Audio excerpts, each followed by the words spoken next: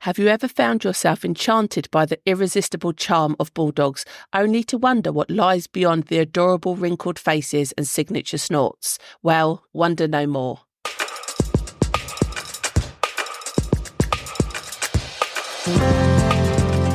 Welcome to the Bulldog Broadcast, the Pure Talk Pedigree podcast. Join me, Sara, as we delve beyond the pedigree propaganda and misinformation surrounding the beloved Bulldog breed.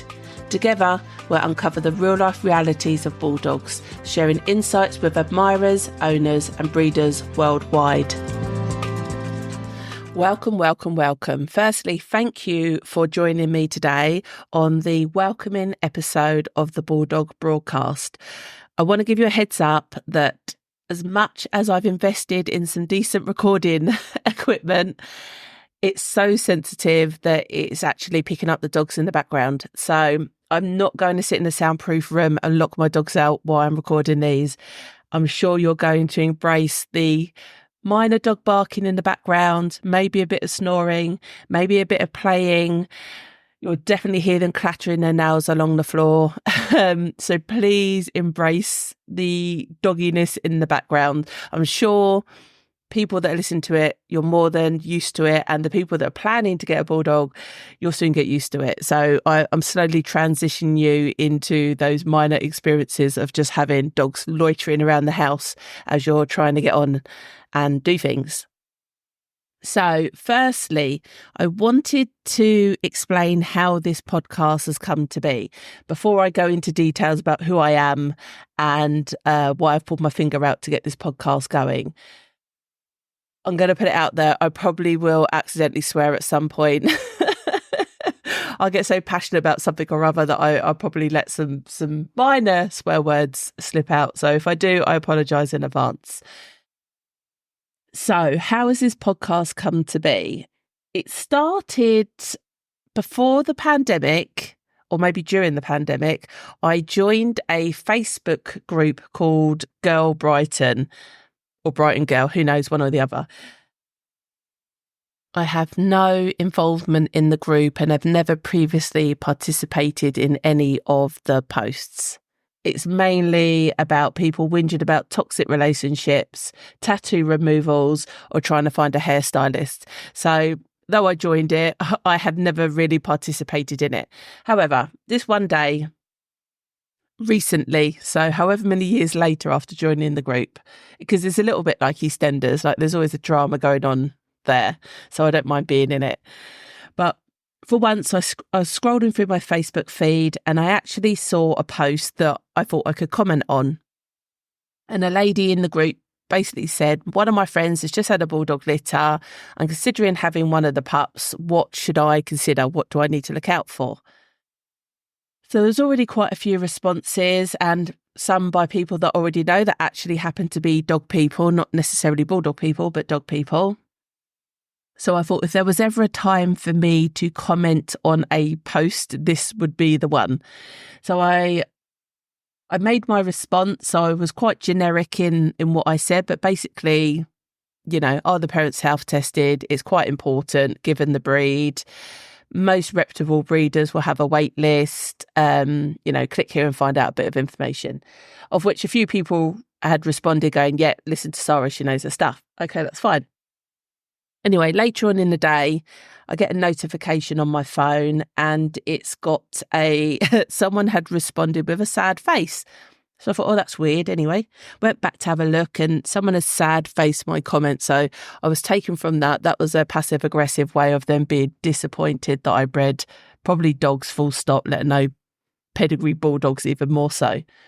And then I proceeded to scroll through the comments on the post and it seemed to have taken a turn for the worse, shall we say. And there was a lot of breed bashing and bulldog bashing and everyone's saying that they're all on death's door and they can't breed and can't breathe and all of this kind of stuff. So at that point, I did think, do you know what? I don't really rate this group anyway. So should I just go all out in a response? And if I get banned, I get banned. Like I don't care. But, you know, let's get my point across. And then I thought, do you know what? Fuck it. Literally, I cannot be bothered to reply to a load of people that I'm never going to meet, never likely to meet, and basically don't really care about their opinion anyway. But then that did get me thinking that actually maybe a podcast would be the way forward. Why not put a podcast together, involves Bulldog owning owners, and gather their thoughts, reflection on the breed, and let's make it a bit more positive. I think at the moment there's a lot of stigma around pedigree dogs, even more so on brachycephalic dogs, so the flat-faced dogs, and then even more so on the quality of those dogs and the type of people that are breeding them. And so there's been a lot of pressure from above, from, you know, governing bodies like the Kennel Club, but also from activist groups outside of that as well. You know, nowadays there's certain brands of dog food that aren't allowed to use a bulldog in their advertisements and all this kind of stuff. So basically I just got a bit pissed off and just thought, you know what, I've owned this breed for 30 years, and why would I, as a half sensible type of person, which I like to think I am, why would I knowingly want to sign up and breed dogs that aren't insured? I don't have any pet insurance on my dogs. Why would I take such a risk in my life when they're all on death's door? Or they're all so ill that they can't walk to the end of the road and all this kind of stuff. So I'm just a bit peed off for being judged by people that don't actually know anything about the breed or probably anything about dogs in general. So here I am. I floated the idea with my community, and I had a resounding, yes, you must do this. So then I floated the idea with some dog people that I know, with some bulldog people that I know, and with some close dog people. And they all said, yes, this needs to happen.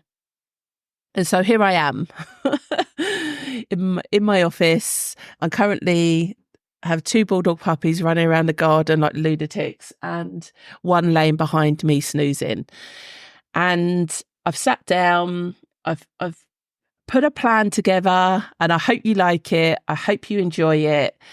There is a community that's going to go along with this podcast. So please, when I give you the cues, go and join the community. Most podcasters, you'll hear them bang on about, please rate, review us, share us. All I'm going to say is, please just tell 2 people that are interested in bulldogs about this podcast. That's all I ask. Don't even bother rating and reviewing it, though you should do. But I don't care about that. I just want you to spread the word with other like-minded, breed-interested people about this podcast. And we're going to cover tons in this podcast. So I'm coming from the aspect of people that have never owned the breed, that are keen to make a puppy purchase, and they're keen to get it right. And so I'm going to talk you through some ways to identify a reputable breeder, an ethical breeder, someone that's genuinely interested in the breed and its longevity and its future. But I'm also going to cover about, if you already have a bulldog, the responsibilities, the care that's required, how they're different to other dogs as well, because I don't think necessarily people really appreciate that. I kind of say to people, bulldogs aren't a dog, they're a little person in a dog body. And yeah, they've got bags of character that come with that. But also, if you're expecting a well-trained, easy to train dog that wants to please you, you're not going to get that with a bulldog. So hopefully there's some really good hints and tips to pick up for existing bulldog owners along the way. How this platform is going to vary, so how this podcast is going to vary. Sometimes it will just be me having a rant. Hopefully you appreciate that. Sometimes I will have coerced or convinced some of my like-minded, proactive bulldog friends to get involved. So they're going to co-host part of the show with me. And I'm really keen to contact and interview some key stakeholders in the breed. So not necessarily, well, I want this to be the voice for breeders, and there's some really good breeders out there doing some really good work, and I don't necessarily believe they get enough light shone their way. But also there's other people that are really pivotal to the breed, such as some of the people that run the Bulldog rescues, and they're sort of picking up the unfortunate end of Bulldog ownership and some people's lack of responsibility and lack of care. So I'm really keen to talk to those type of people as well. And there's also some people that have done some phenomenal activities and achievements in the breed as well. So I think it's going to be a real mix, and I think you're really going to enjoy it. I'm also really keen to interview anybody that's got a Bulldog 10 years plus, because the press will have you believe that these dogs don't exist and they're like unicorns. And I know they're not unicorns because I've had some myself. And even when I sent the email out to my community, I had a load of responses from people saying, this is my dog. He's already 11 years old, 12 years old. So I think it would be really good if I interview these, in air quotes, normal Bulldog owners and find out what routines, what care are they providing for their dogs that are enabling them to live to such great ages? Or is it just they found a really amazing breeder? Who knows? So we'll unpick that going forward. So I hope that sounds something that you'd be really, really interested in. If not, then you might as well tune off now, close this app down and crack on with your day. Right, so about me. So you're wondering, well, who is this Sara Lamont woman and why she thinks she could put this podcast together? So, about me. I've lived with the breed for 36 years, and that's mainly because my brother, when we was a family unit, my brother kept on hiring a book from the library, and it had a Bulldog on the cover. So he wasn't actually interested with the contents inside the book. It was the fact that it had a Bulldog on the cover. And the librarian one day bumped into my mum and said, "Oh, when are you getting your dog then?"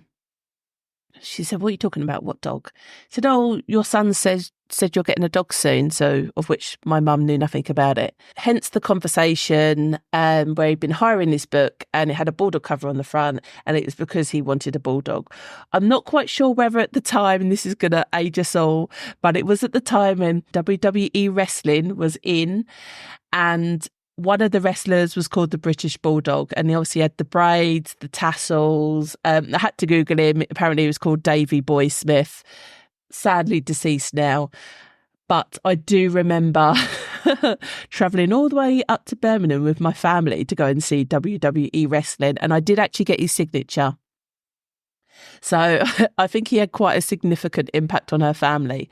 So along with the wrestling and along with the book, my mum had a conversation with my brother, and she agreed that we would get a Bulldog if he agreed to save half the money. What she didn't realise at the time,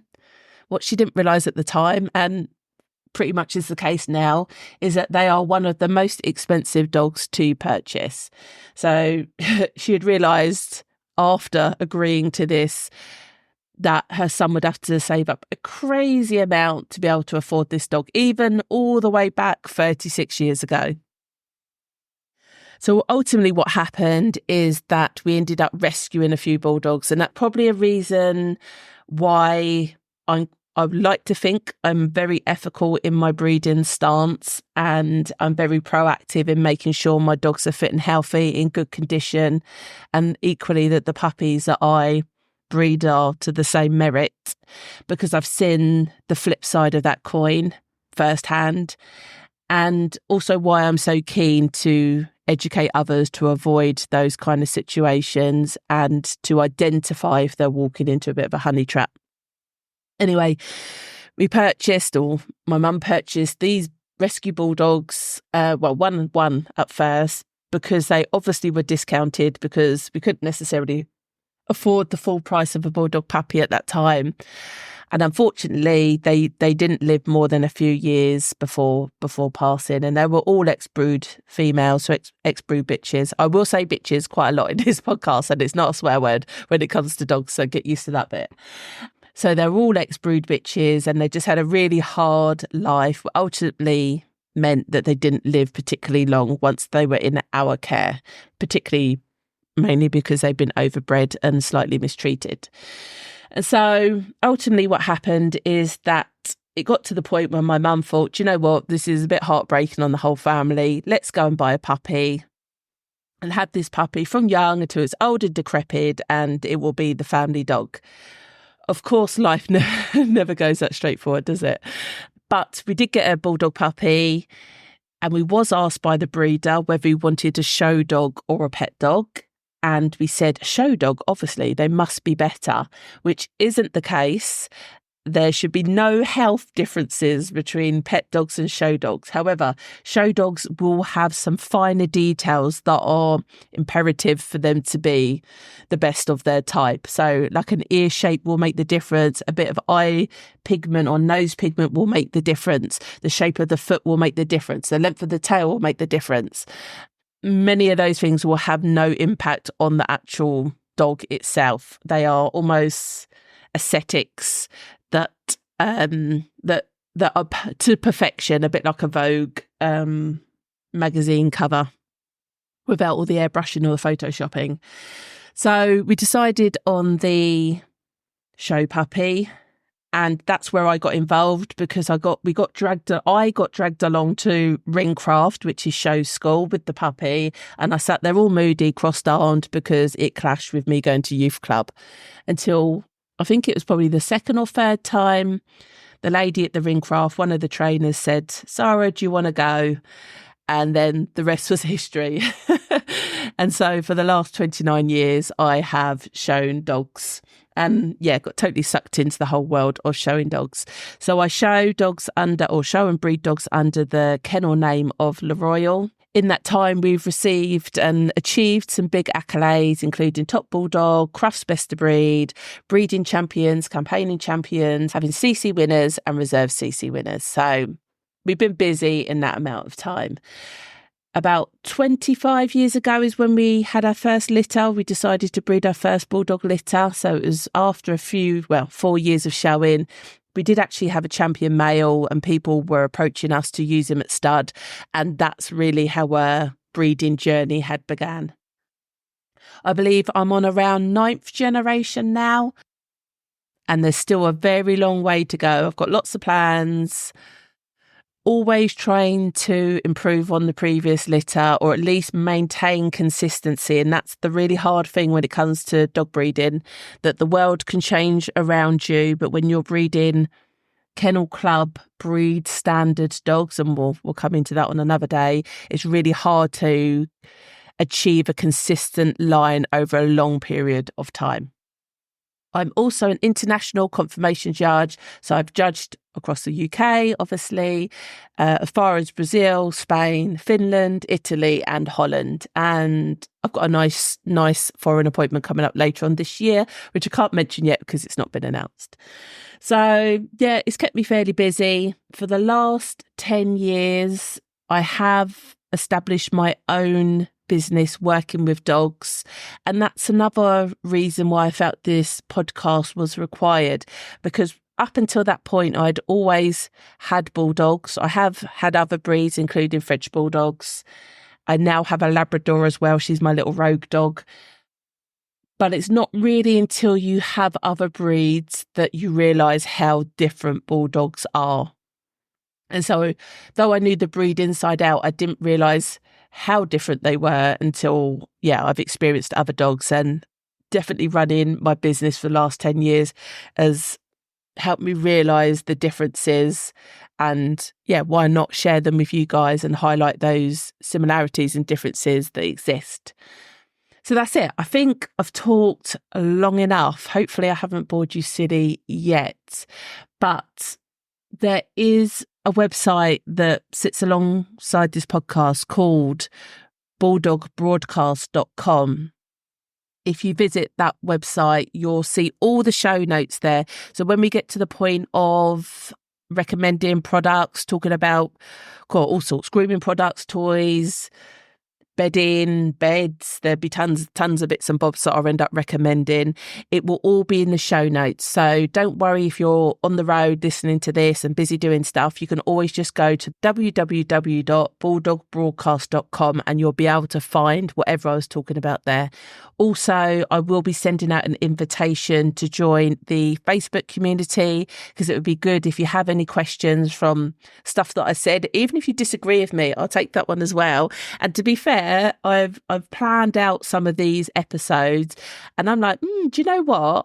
I know that this happens because I see it in the Facebook groups or conversation with people, but I've never actually experienced it myself. So I'm not necessarily saying that I'm always the best person, but I just know it exists and I need to raise the point with people. So I'm all for, if you want to elaborate more on what I've highlighted or what I've discussed, then the forum is definitely going to be the place to be. I'm hoping over time it will expand. We'll have some, episode extras on there. Maybe over time some discount codes and all that kind of stuff. So I'm hoping it will be a really beneficial podcast for you to listen to. So that's it. I'm going to sign off for now. You're going to hear from me very soon. I'm really pleased that the dogs have been fairly quiet on this occasion, but don't expect this going forward. So that's it. Ta-ta for now. Before you leave, make sure to visit bulldogbroadcast.com for immediate access to the show notes, community forum, recommendations and episode extras.